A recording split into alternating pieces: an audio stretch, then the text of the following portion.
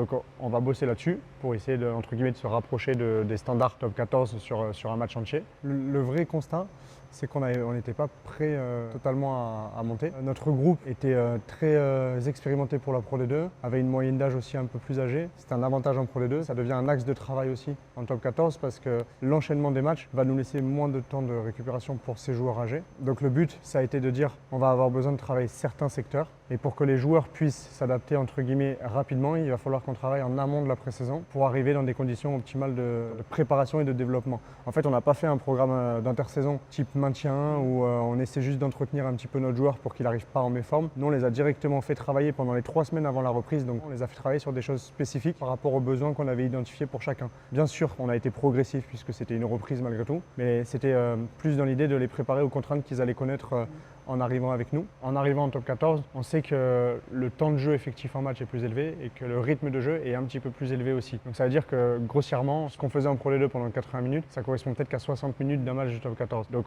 on va bosser là-dessus pour essayer de, entre guillemets, de se rapprocher des standards top 14 sur un match entier. Et après, on a toute la partie neuromusculaire qui, elle, est un peu plus liée à la capacité à gagner les collisions, que ce soit du coup en attaque pour avancer avec le ballon, ou en défense pour éviter que l'équipe en face avance et donc gagner nos contacts et avoir des plaquages offensifs. Et donc c'est notre deuxième aspect à développer. Et après on a un troisième un peu plus spécifique, c'est plus ce qui va être lié à notre jeu de 3/4, et à gérer les turnovers, les contre-attaques, à exprimer de la vitesse et le répéter tout au long du match avec des situations dans les couloirs qui sont réussies de 3 contre 2 et ainsi de suite.